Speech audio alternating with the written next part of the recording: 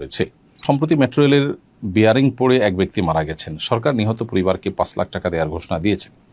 দুর্ঘটনায় নিহতের পরিবারকে ক্ষতিপূরণ দেওয়ার বিধান ইসলামী দৃষ্টিকোণ থেকে কি, দিলে তার পরিমাণ কেমন হওয়া উচিত?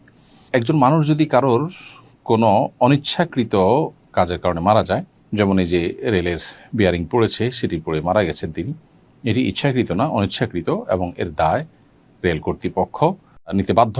অতএব এই কর্তৃপক্ষ মানুষটির তার যে জীবন চলে গেল এর জন্য রক্তমূল্য দিতে, যেটাকে দিয়ত বলা হয় শরিয়ার পরিভাষায়, সেটা দিতে তারা বাধ্য। এই রক্তমূল্য হলো 100 ওঁটের মূল্য।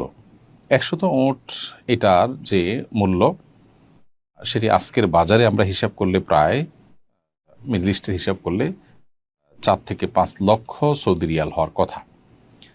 তো সেটি বাংলাদেশি মুদ্রা যদি আমরা কনভার্ট করি, তাহলে সেক্ষেত্রে অবশ্য বিভিন্ন বয়সে ওট দেওয়ার কথা এভারেজে আমরা বলেছি, সেক্ষেত্রে বাংলাদেশি মুদ্রা যদি সেটাকে কনভার্ট করা হয়, সেটা 1.5 কোটি টাকা হওয়ার কথা প্রায়। অতএব এটা হলো ইসলামের শরিয়ার দৃষ্টিকোণ থেকে একটা মানুষের রক্তমূল্য।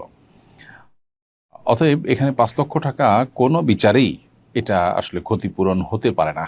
সেই পরিবারের একজনকে চাকরি দেওয়ার কথা আমরা শুনেছি, তাতেও আসলে একটা মানুষের জীবনের ক্ষতিপূরণ, অন্তত ক্ষতিপূরণ তো আসলে দেওয়া সম্ভব না, অন্তত গ্রহণযোগ্য লেভেলে ক্ষতিপূরণ দেওয়ার প্রচেষ্টা করা হয়েছে, সেটির মধ্যে এটা পড়ে না। মানুষের জীবনের মূল্য আসলে আমাদের দেশে এতটাই কম যে এটি